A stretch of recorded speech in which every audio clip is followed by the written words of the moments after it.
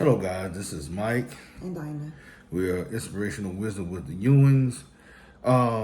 Today, we're going to talk about the old prophets and young prophet, and why it's so for a young prophet to be obedient to God. And I'm going to share this vision after we read 1 Kings chapter 13, 11 through 25. And we're going to read that. Now there dwelt an old prophet in Bethel, and his sons came and told him all the works that the man of God had done that day in Bethel. The words which he had spoken unto the king, them they told also to their father. And their father said unto them, What way went he? For his son had seen what way the man of God went, which came from Judah. And he said unto his sons, Saddle me the ass. So they saddled him the ass, and he rode thereon, and went after the man of God, and found him sitting under an oak. And he said unto him, Art thou the man of God that camest from Judah? And he said, I am. Then he said unto him, Come home with me and eat bread. And he said, I may not return with thee, nor go in with thee, neither will I eat bread nor drink water with thee in this place. For it was said to me by the word of the Lord, Thou shalt eat no bread nor drink water there, nor turn again to go by the way that thou camest. He said unto him, I am a prophet also as thou art. And an angel spake unto me by the word of the Lord, saying, Bring him back with thee into thy house, that he may eat bread and drink water. But he lied unto him. So he went back with him, and did eat bread in his house, and drank water. And it came to pass, as they sat at the table, that the word of the Lord came unto the prophet that brought him back. And he cried unto the man of God that came from Judah, saying, Thus saith the Lord, For as much as thou hast disobeyed the mouth of the Lord, and hast not kept the commandment which the Lord thy God commanded thee, but camest back and hast eaten bread and drunk water in the place of the which the Lord did say to thee, Eat no bread and drink no water, thy carcass shall not come unto the sepulchre of thy fathers. And it came to pass, after he had eaten bread, and after he had drunk, that he saddled for him the ass, to wit, for the prophet whom he had brought back. And when he was gone, a lion met him by the way, and slew him.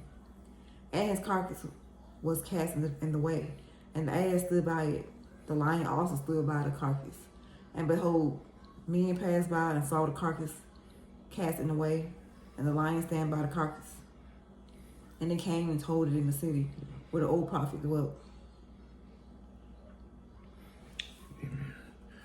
I'm going to share to you this vision about what the Lord had us to speak on this video about.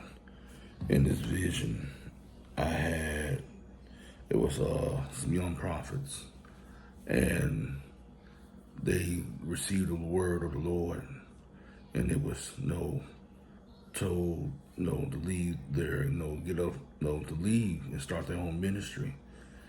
And they told the pastor hold them by chain, bound them by chain, saying, No, you need to listen to me.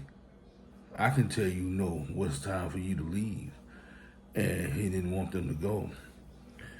And these young prophets, they received the Lord, the word from God, and they heard it from themselves, and God told them. And like I said, no, we don't even teach what we've been through. We're not going to teach what we haven't been through, haven't experienced. But from personal experience, if you are a young minister or a seasoned minister that's sitting under somebody, and you receive the word of the Lord for yourself, you heard it for yourself, and you prayed on it, and God sent you confirmation that you need to leave. You need to go. You need to be obedient to what God is saying. Even if you tell the pastor that's covering you, your covering, that you need to go. If he says no, you need to hear from me instead of the Lord, or no, I can tell you when to go. You need to go. This I see this a lot in a lot of churches, especially in the African American churches, a lot. When God told to tell ministers, ministers to lead and go start their own ministry. They gave them the dream, the vision, how to do it, when to do it, how to do this. And they went in and told the pastor. They said, "Oh no, you doing too much. You can't leave. You obligated to do this here." And the Lord told him to leave.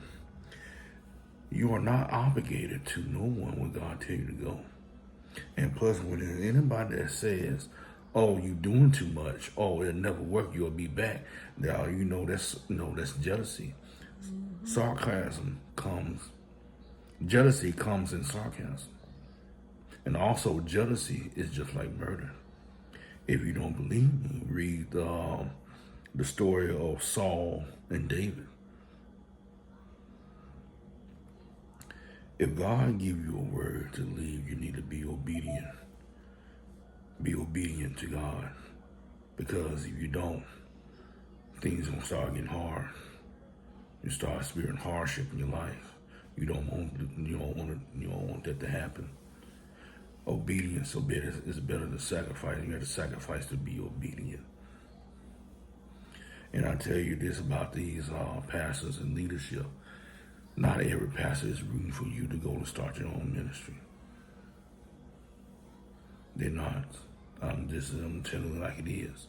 Now, you guys, I'm not saying all pastors, but there are some pastors that will pray for you and pray that you do the will of the Lord and what God told you to do, and they'll give you words of encouragement and push you on out.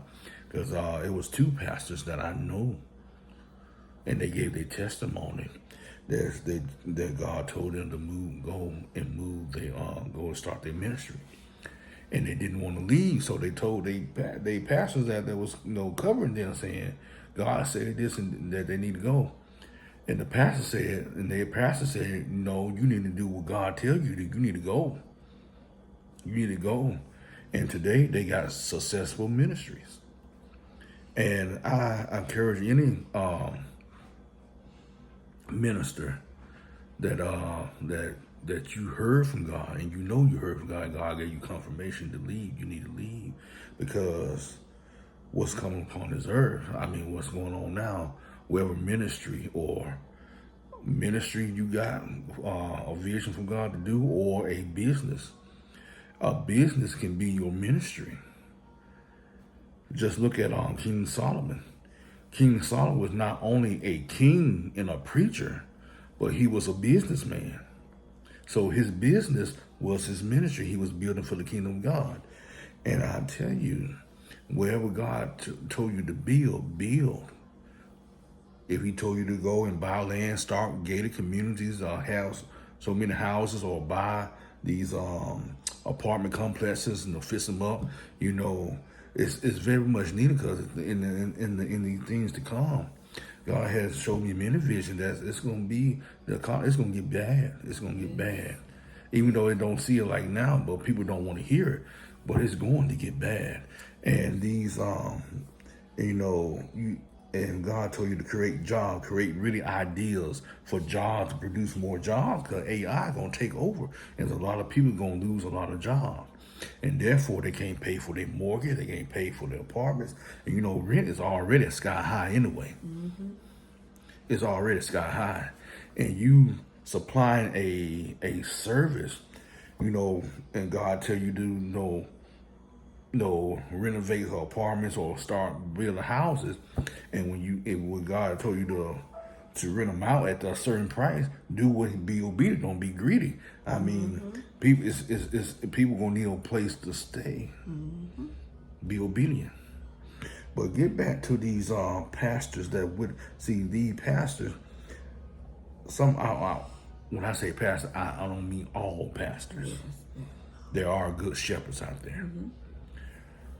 You got shepherds that don't want to teach and release, but they want to control and hold.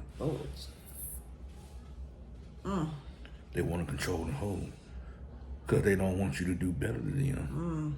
Or they try to rob you of your destiny.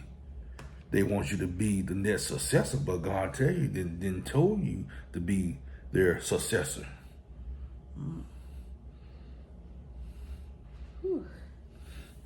You got destiny robbers. You got pastors that are destiny robbers. And you got to be careful.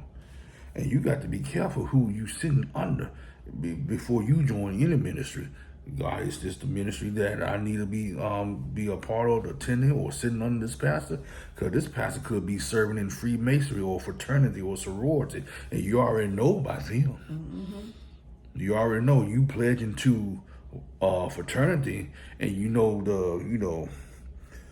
you got spirits behind those fraternities and Freemasonry, and you sitting on that pastor, you are coming in an agreement with that spirit. Be careful. Same thing with altars.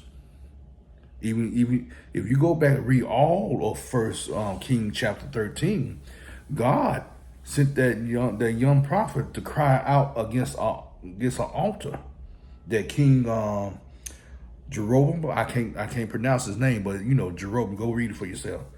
And the king got mad. And the king said, go and lay hand on him, on the young. And if you read the story, the only people that was at that altar was the prophet and the king. Who else was he talking to? You better be careful what church or ministry you are attending, because every church don't have the Spirit of God. God is a spirit. On every altar, there's a spirit. You got to know what spirit. Is it God or is it something else? I hope and pray it's God. Mm-hmm. But in this case, in 1 King chapter 13, it wasn't.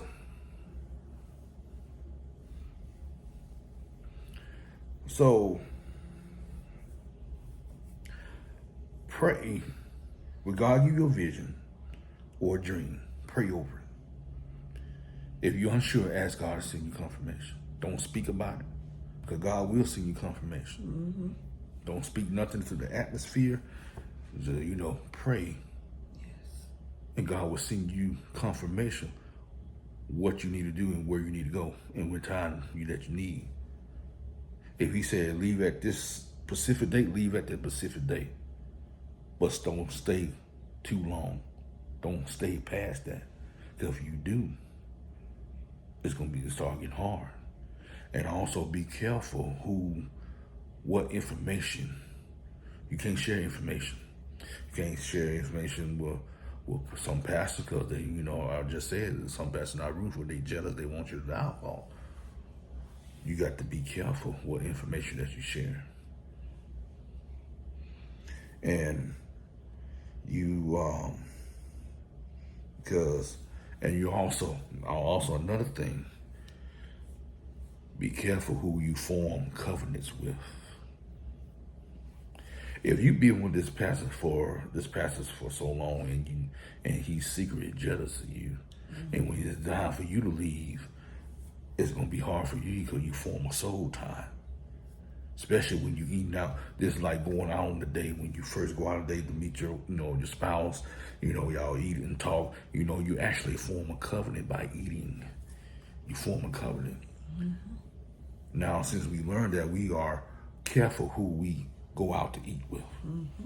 Because we don't want to form no covenant with somebody that's going to do harm, that's not going to be in us any good. Mm-hmm. That form a soul tie. Soul tie don't always come with, with two people come together. Sexual relations. Soul tie can come in agreement, by food, by agreement, by partnership or contracts. Be careful. That's another thing. If God gave you a business or a business idea, be careful who you forming a covenant or a soul tie, whoever you getting the contract from, or business partners. Be careful.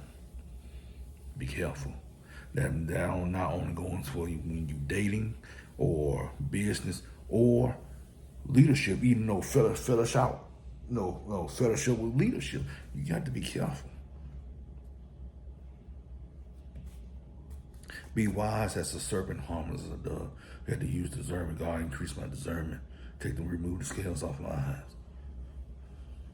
Because anybody saying you doing too much or it never work, you need to ask them right quick out of your circle ASAP. Because they will speak against you. They will,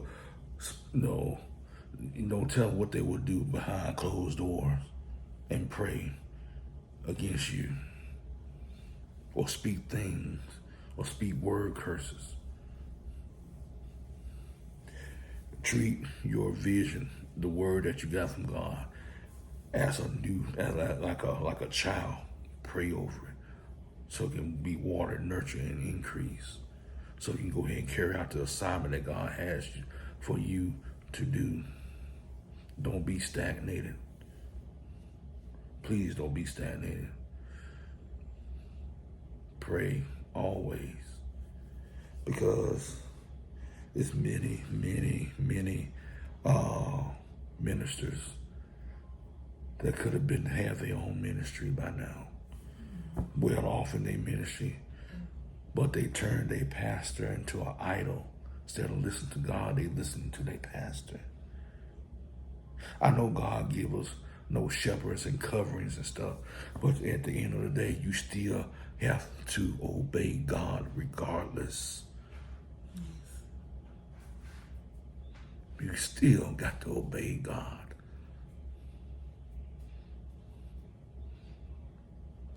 The reason I say this is because I've been through this. My wife and I have been through this before. And before we got married, my wife didn't want to marry me because of the church where I was attending church. And she came one day, she said, Mike, this ministry is not for you. They are holding you back. They're jealous. And I didn't took heed to. I was a young minister, and I didn't know how to see the signs till afterwards. And I saw the signs. We left. Then so happened we came back. And then that's when it started falling downhill. And I was mad and I said, why this happened? Why this happened? Then God sent maybe 2 or 3 prophets saying the same word from word, that I should never have came back.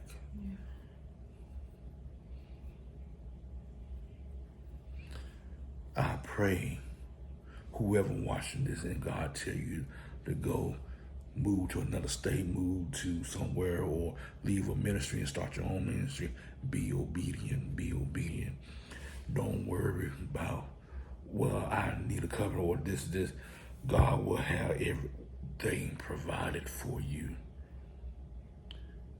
He has provision for the vision that he has for you. You just got to trust in him. You have to walk by faith, not by sight.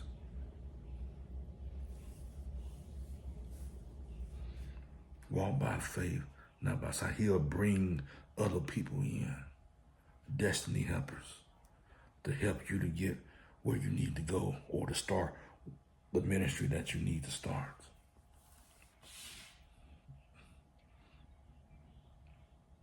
And one of the biggest stagnation that's out there is fear. You get to stagnate yourself. But in the lesson of this, please don't turn no minister or man of God or prophet into an idol. Please do not do that. Do not turn them into an idol. Because you turn them into an idol, that means you making them your God, your personal God, your little G God.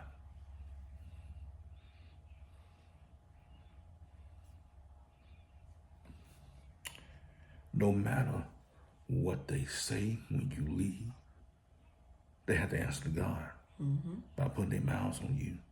If you know God has told you to, without a doubt, and he's seen confirmation for you to go. If they put their mouths on you, they got to answer to God. Because you got some pastors, and I'm going to just be honest, you got some pastors after you leave, they'll get on that pulpit and slander your name. false narratives. Putting false narratives about you. You got to have tough skin. Yep. Hey, say, I forgive you, move on. That's it. Yep. That's it. As long as you being obedient unto God. Unto God. That's who you need to be obedient to. Be wise as a serpent and harmless as a dove. Don't get in your feelings. Please don't. Because you get angry, get mad, and start lashing out. Then, you know, that can be a big hindrance right there. And you don't want to do that. And you know why? Because I done it. I'm teaching you for what I have experienced. Don't do it. At the end, God will. And for those, and I say this and give encouragement word for those who stayed longer than they should have stayed. You know, they stay a little bit longer that they should have left. And God stripped and said to you, take it as a learning experience. That he's trying to move you from away from there so you never come back. And don't think it's the end of the world. God is restoring. He will restore you. You know why? We're going through it now. God is restoring. But take the time and learn. Learn. When God said do move. Trust in him. Trust in him. And don't be lazy. Don't be slothful. Trust in him. I heard this encourage ministers that's going through the same thing, that experienced this.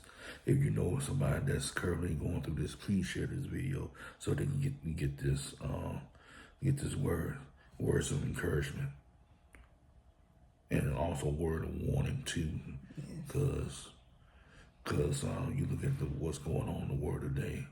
Wherever ministry that God tell you to start, it's going to be needed. Seriously. It's seriously going to be needed. Wherever business that God told you to start, it's going to be seriously needed. Any idea? It's going to be seriously needed in the days to come, in the years to come. And remember, always put God first. Always. Seek his face. Don't seek his hands. Seek his face. Y'all be encouraged and be blessed.